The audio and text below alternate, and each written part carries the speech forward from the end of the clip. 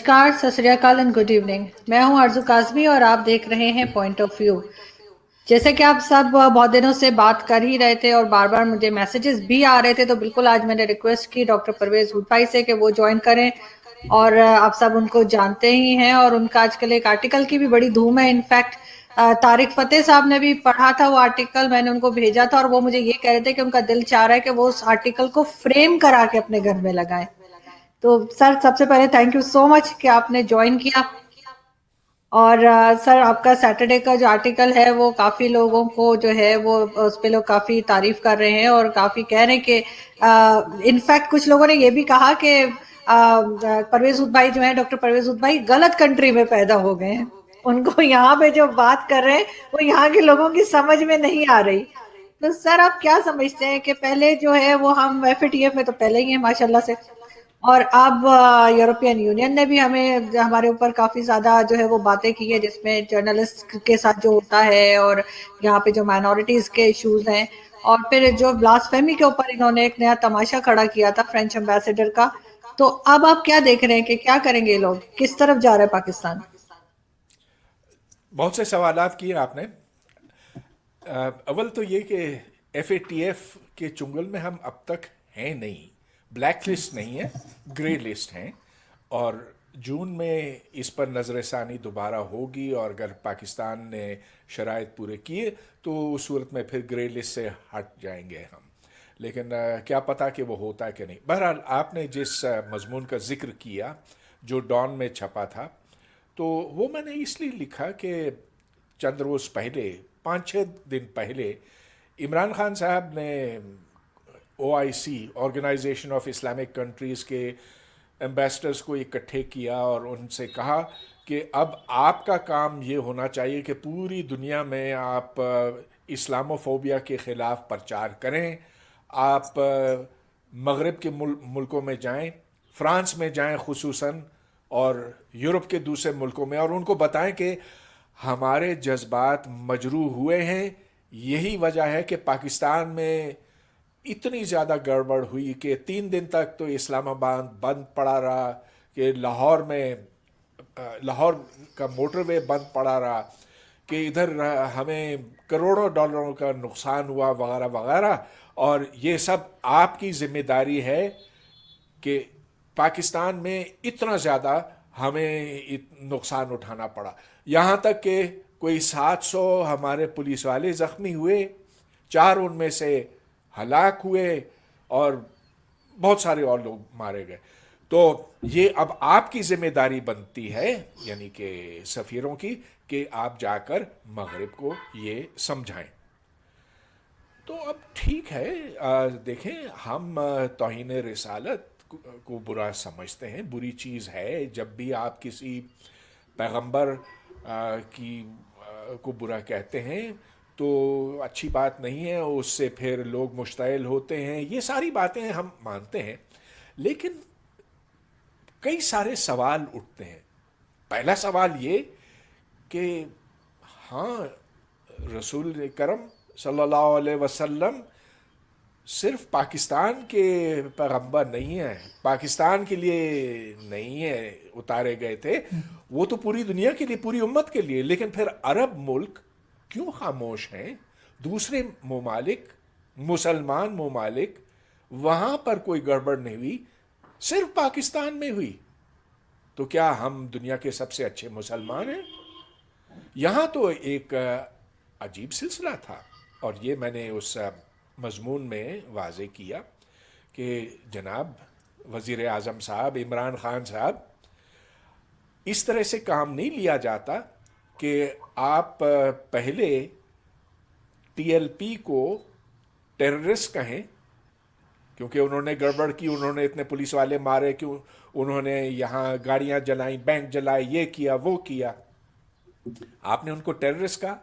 अगले रोज आपने उनके साथ मुज़ाकरात शुरू कर दिए, और फिर सबसे बढ़ के आपने, इमरान खान ने ये कहा कि मुझ में और आप में तो कोई फ़र्क ही नहीं है, हम एक ही तरह सोचते हैं, बस आप ज़रा अपना तरीक़ा थोड़ा सा नरम रखें।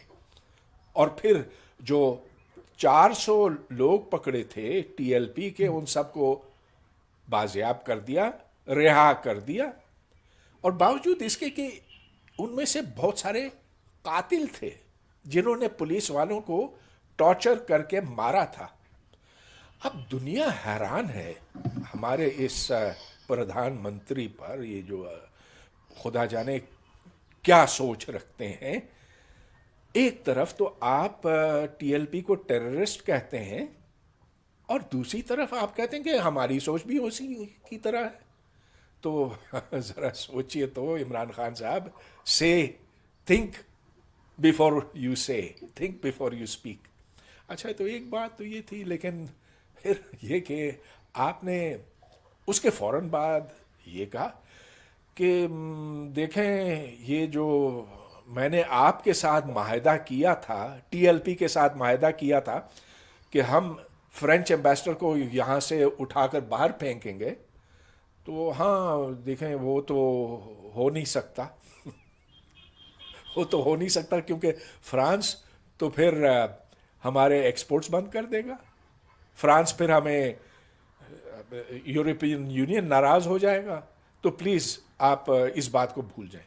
ارے بھائی، آپ نے ٹی ایل پی کے ساتھ یہ انڈرسٹینڈنگ کی یا معاہدہ کیا کہ آپ اس مسئلے کو پارلیمنٹ میں ڈسکس کریں گے، آپ اسے مکر گئے۔ اب آپ یہ کہتے ہیں کہ فرینچ ایمبیسڈر کو نکالنے کا سوال ہی نہیں پیدا ہوتا۔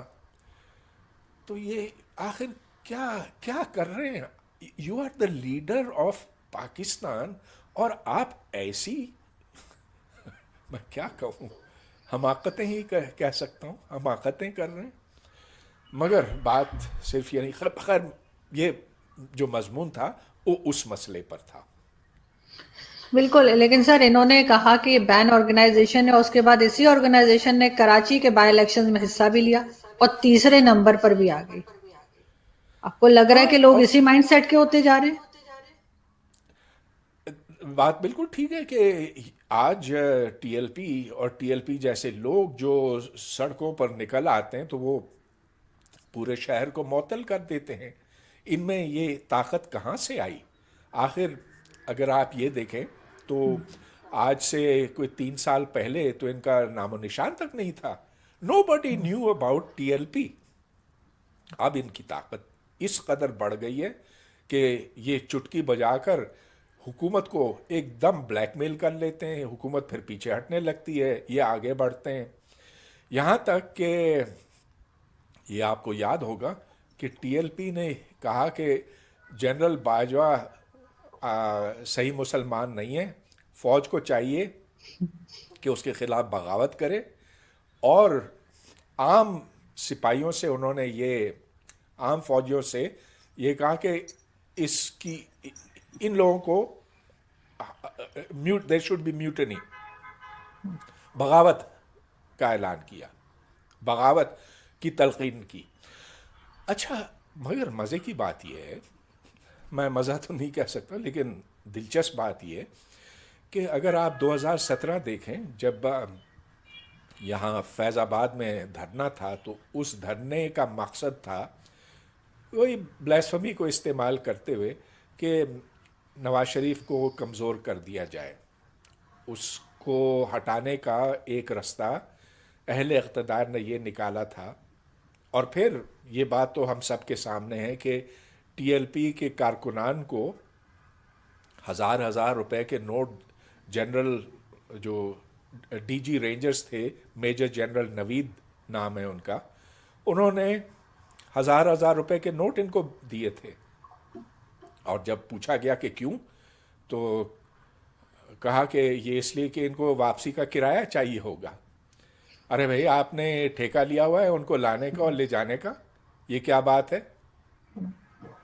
لہٰذا ٹی ایل پی انہی کی بنائی ہوئی چیز ہے، لیکن اب کبھی کبھی یہ قابو سے باہر نکل جاتی ہے۔ تو یہی ہوگا کہ جب آپ اس طرح کے سانپ پالیں گے تو کبھی کبھی یہ آ کر آپ کو ڈسیں گے بھی، تو یہ مسئلہ بن گیا۔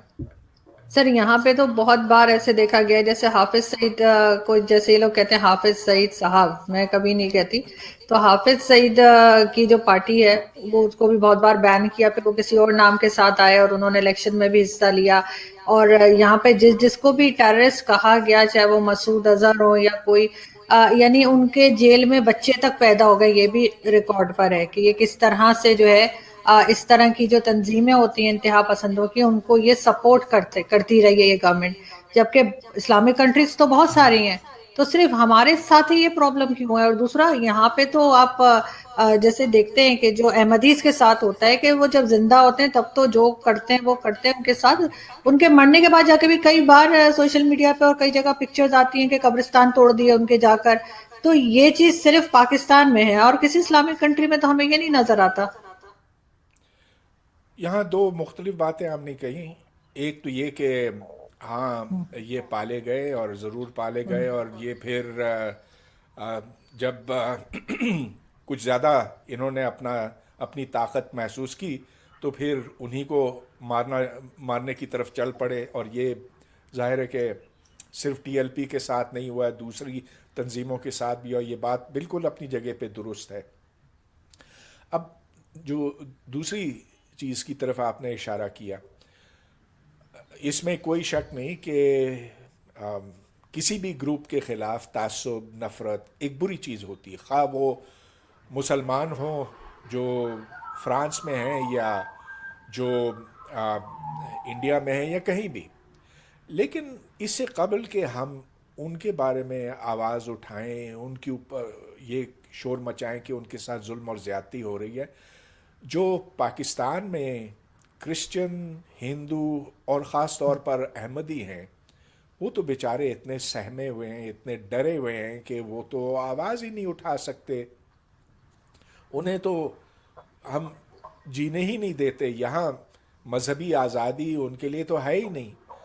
تو اب عمران خان صاحب جب یہ کہتے ہیں سفیروں سے کہ جاؤ یورپ سے کہو کہ اسلامو فوبیا ختم کرو، میں کہتا ہوں ٹھیک ہے وہاں تو ختم ہونا چاہیے، لیکن اسلامو فوبیا وہاں پر ایسا نہیں ہے جیسا کہ یہاں مائنورٹی فوبیا پاکستان میں ہے. فرانس میں آپ دیکھیں تو مسلمان کتنے ہیں؟ 7 ملین ہیں، آبادی ان کی 50 ملین ہے. تو اچھے خاصے مسلمان ہیں، اور ان میں سے کوئی بھی واپس نہیں آنا چاہتا. وہ وہاں ٹھیک ہے کہیں وہ تعصب کا نشانہ بھی بنتے ہوں گے، ضرور بنتے ہیں، ضرور ہم یہ کہہ سکتے ہیں، لیکن عمومی طور پر تو وہ خوش ہیں. یہاں آپ ویزا کھول دیں تو ہزاروں کے حساب سے بلکہ لاکھوں کے حساب سے ہمارے لوگ وہاں جانا پسند کریں گے. لہٰذا یہ تو ایک بہت غلط بات بنی کہ آپ ادھر کی خرابی کو صرف ادھر ہی کی خرابی دیکھیں، جو اس سے بڑی خرابی پاکستان کے اندر موجود ہے اس کے اوپر تو آپ خاموش ہیں. لیکن ایک اور بڑی اہم بات، ٹھیک ہم جانتے ہیں کہ فرانس میں کہیں کہیں کسی مسلمان کو کبھی کبھی نشانہ بنایا جاتا، لیکن آپ چائنا کی طرف دیکھیں تو ادھر جو سنکیانگ میں مسلمانوں کے اوپر گزر رہی ہے اس کا تو کوئی مقابلہ ہی نہیں. وہاں تو ملینز کے حساب سے ان کو کنسنٹریشن کیمپس میں بند کیا گیا. وہاں ان سے یہ کہا گیا کہ اسلام ترک کرو ورنہ تو تمہاری خیر نہیں ہے، تمہاری شناخت چائنیز کی ہے، اسلام کی نہیں ہے. تو وہاں تو وہ پوری سوچ بدلنے کی کوشش میں لگے ہوئے ہیں. لہٰذا وہ تو ایک بہت ہی بڑا جرم ہے میری نظروں میں. لیکن اس کے اوپر جب عمران خان سے پوچھا گیا تو انہوں نے کہا کہ کسی صحافی نے پوچھا عمران خان سے تو انہوں نے کہا کہ دیکھیں مجھے ویغور مسلمانوں کے بارے میں کچھ پتہ نہیں، وہ جو چائنا میں. ارے بھائی آپ پرائم منسٹر آف پاکستان ہیں، آپ کو کیوں نہیں پتا؟ آپ کے پاس انٹرنیٹ نہیں ہے؟ آپ کے پاس اپنا فورن آفس نہیں ہے؟ آپ اپنے آپ کو کیوں یہ دھوکے میں رکھنا چاہتے ہیں کہ ادھر مسلمانوں کے ساتھ کوئی برا سلوک نہیں ہوا، کہ ادھر کوئی ظلم زیادتی نہیں ہوئی ہے، تو یہ ٹھیک بات نہیں ہے نا۔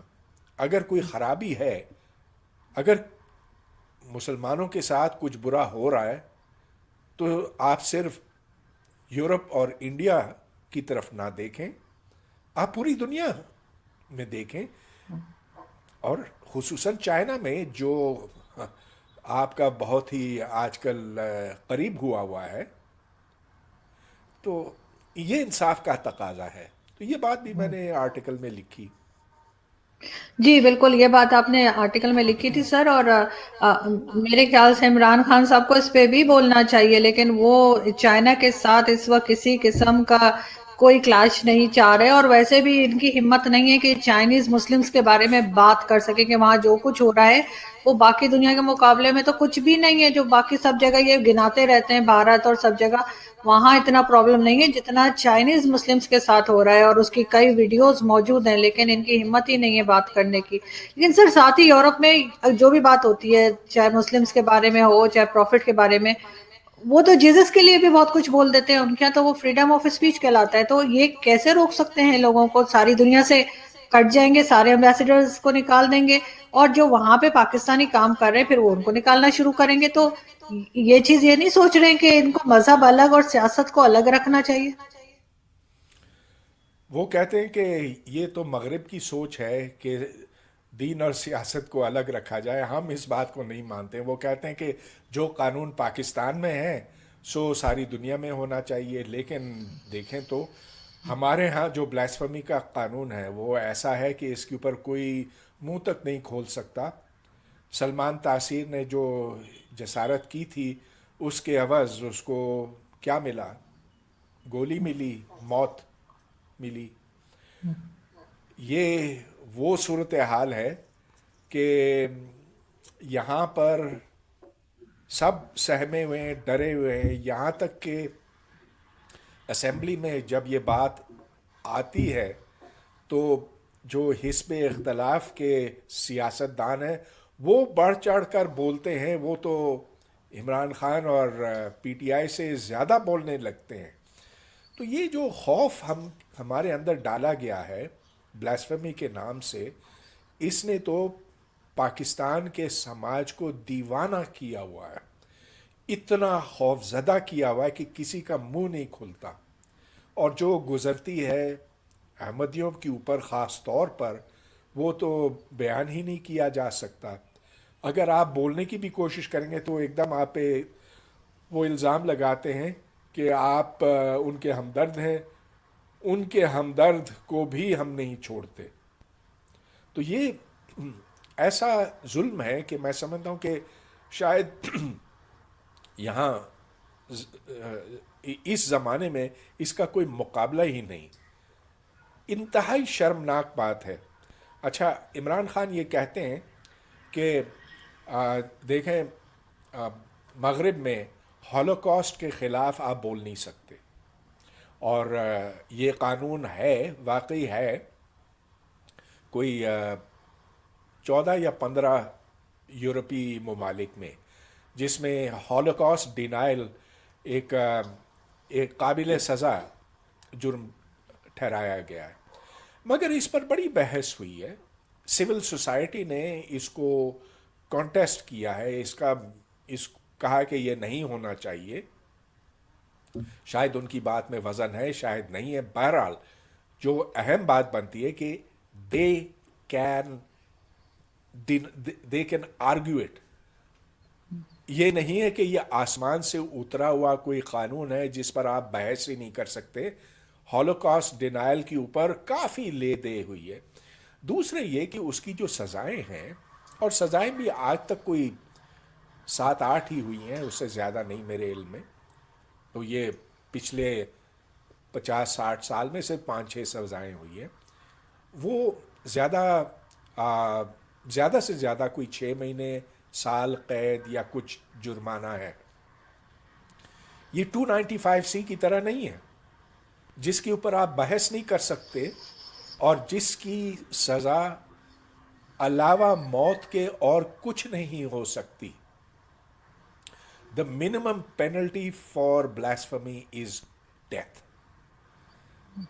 اب ایسا قانون آپ کو دنیا میں نہیں ملے گا اور آپ اس پر بات بھی نہیں کر سکتے. میں آپ کو بتاؤں سر، میں نے مارگلا کالج سے پڑھا، اسلام آباد میں جو مارگلا کالج ہے F7 میں، وہاں سے گریجویشن کیا ہے. تو وہ وہاں پہ ایک لڑکی تھی جو احمدی تھی، اور میں اس کے ساتھ بات کرتی تھی، اور مجھے اس وقت نہیں پتا تھا کہ وہ احمدی ہے، اور ویسے مجھے اس سے کوئی فرق بھی نہیں پڑتا تھا. تو مجھے باقی کے سارے اسٹوڈنٹس منع کرتے تھے کہ اس کے ساتھ بات نہ کیا کرو، یہ احمدی ہے. تو مجھے تو کوئی فرق نہیں پڑا، میں تو بات کرتی رہی. لیکن یعنی یہ دوسرے کو بھی روکتے ہیں کہ کوئی ان سے بات تک نہ کرے. لیکن ساتھ ہی ایک چیز اور میں یہاں پہ ایڈ کرنا چاہوں گی سر. لیاقت بلوچ صاحب ہیں ANP کے، ان کا 1999 کی سٹیٹمنٹ موجود ہے جس میں انہوں نے کہا کہ جو نوجوان ہے، جو جوان ہیں، وہ کتابیں چھوڑ دیں، پڑھائی میں وقت ضائع نہ کریں اور جہاد پر نکلیں. اور اپنا خود کا جو بیٹا ہے وہ اس کو انہوں نے ٹورنٹو یونیورسٹی سے PhD کروایا ہے. یہ ڈبل اسٹینڈرڈز ان مولویوں کے یہاں پر ہیں. اپنے بیٹوں کو تو یہ باہر بھیجتے ہیں، کینیڈا، امریکہ، اور یہاں کے جو بچے ہیں ان کو یہ کہتے ہیں کہ پڑھائی مت کرو، کتابوں میں وقت ضائع نہ کرو. یہ ان کا سٹیٹمنٹ موجود ہے، اور آج کل بڑی ان کی کھچائی ہو رہی ہے. تو کہ جی جہاد پہ جاؤ، اس کو آپ کیسے دیکھتے ہیں اس چیز کو؟ ایک لفظ ہے اس کے لیے جس کو منافقت کہتے ہیں. یہ منافقت کے سوا اور کچھ نہیں ہے. It is hypocrisy carried to the extreme. اب لیاقت بلوچ، مجھے پتہ ہے کہ انہوں نے ہزاروں کو بھیجا ہے کشمیر میں، افغانستان میں، اور ان کی بڑی جوشیلی تقریر ایک میں نے بھی سنی ہے. تو اب آپ مجھے یہ بتا رہے، یہ پہلی بار میں سن رہا ہوں کہ ان کے صاحبزادے نے یونیورسٹی آف ٹورانٹو میں، یونیورسٹی آف ٹورانٹو کہا آپ نے؟ جی جی. جی، کہ ادھر سے PhD کی ہے. اب ہم بس یہ امید کر سکتے ہیں کہ بیٹا ایسا نہیں ہوگا کہ اس نے جا کر دیکھا ہوگا کہ ایک کھلا سماج، کھلا معاشرہ وہاں ہر قسم کی سوچ کو نہ صرف برداشت کرتا ہے، لیکن اسے دیکھ کر وہ خوش ہوتا ہے، اور وہ وہاں عقل و خرد اور ایک ٹالرنس کے ماحول میں پلتے بڑھتے ہیں. اور یہ وہ چیز ہے جو پاکستان میں بھی ہونی چاہیے اور پوری دنیا میں ہونی چاہیے.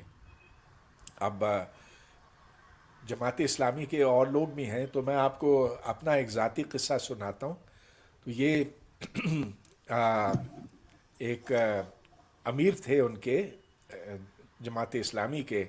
اب ایک یہ جو پٹھان تھے، کیا نام تھا ان کا، ذرا یاد دلائیے. سر اسفندیار ولی، نہیں نہیں میرے نہیں خیال ہے نہیں وہ نہیں کسی اور نہیں پارٹی نہیں. کے تھے. نہیں سوری، اسفندیار ولی. اچھا چلیے چھوڑیے. لیکن ٹھیک. میں ان سے جب ملا واشنگٹن میں، تو اس وقت وہ بڑے خوش تھے. انہوں نے وہاں تقریر کی اور یہ کہا کہ میں جب آتا ہوں امریکہ تو میں اپنا لباس پہن سکتا ہوں، میں جا کر مسجد میں نماز ادا کر سکتا ہوں. اور اس نے اتنی تعریفیں کی امریکہ کی امریکن آڈینس کے سامنے کہ میں تو حیران ہوا کہ آخر یہ وہی شخص ہے جس کو میں پاکستان میں جگہ جگہ بولتے ہوئے سن چکا ہوں. تو یہ ان کا ایک روپ یہاں پر ہوتا ہے اور دوسرا وہاں پر. بلکہ سر ان کی بہت زیادہ کھچائی ہوئی لاسٹ 2-3 ڈیز میں. تو لیاقت بلوچ کا ایک لیٹسٹ اسٹیٹمنٹ آج میں نے پڑھی تھی، اس میں انہوں نے کہا کہ میں نے اپنے بیٹے کو بھی کشمیر بھیجا تھا جہاد کے لیے. اب بتائیں کشمیر میں کون سا جہاد ہو رہا تھا جو انہوں نے بھیج دیا تھا. لیکن یہ لوگ اس طرح کی باتیں کرتے ہیں. بہت دفعہ حافظ سعید نے بھی کہا کہ میں نے لڑکے ٹرین کیے اور وہاں بھیجے. اس کے بعد جب انڈیا ہمارے اوپر الزام لگاتا ہے تو ہم صاف مکر جاتے ہیں کہ ہم نے تو کچھ نہیں کیا، اور یہ تو نان اسٹیٹ ایکٹرز ہیں. تو اگر لیاقت بلوچ کے بیٹے نے جہاد کیا ہے تو، اور سرحد پار جا کر اس نے اسلحہ اٹھایا تو اس کو میرا خیال ہے ٹیررسٹ کہ وہ ٹیررسٹ کے زمرے میں آتا ہے، لہٰذا پھر یہ سوال اٹھ سکتا ہے کہ اس کو ویزا کیسے ملا. ظاہر ہے کہ اس نے کوئی بات چھپائی ہوئی ہوگی. تو اب میرا خیال ہے کسی کو اس پر تھوڑی سی تفتیش کرنی چاہیے. بالکل، کیونکہ یہ سٹیٹمنٹ ان کی ریکارڈ پر آ چکی ہے. یہاں پہ میں بہت شکریہ ادا کرنا چاہوں گی سر کہ آپ نے جوائن کیا. Thank you so much and I hope کہ آپ سے دوبارہ ملاقات ہوگی. لیکن آپ اس طرح کے آرٹیکل سر لکھ تو رہے ہیں، لیکن جیسے بہت سے لوگ کہہ رہے ہیں کہ آپ کو لگتا ہے، لاسٹ میں جاتے تو پوچھوں گی کہ کسی کو سمجھ میں آئے گا، کوئی فالو کرے گا، ان لوگوں کو کوئی شرم آئے گی؟ دیکھیں، ہم اپنے طور پر جو کر سکتے ہیں سو کرنا چاہیے، اس کا اثر ہو یا نہ ہو. لیکن دنیا تو دیکھ رہی ہے نا. آخر جب یہ ایمبیسڈرز وہاں پر جائیں گے، اپنے جو لیڈرز ہیں، اپنے ملکوں کے لیڈرز ہیں، ان سے کہیں گے کہ اب ہمیں یہ کرنے کو کہا گیا، تو ان سے سوال کیا جائے گا کہ بھائی یہاں پاکستان خود کیوں نہیں یہ کر رہا ہے. تو یہ سوال جو لاجیکل ہیں وہ تو ہر ایک کرتا ہے، اور بس ہمارا کام یہ ہو سکتا ہے کہ ان نکات کو سامنے لایا جائے. آگے جو ہوتا ہے سو ہوگا. بالکل جی. Thank you so much sir for joining. Thank you.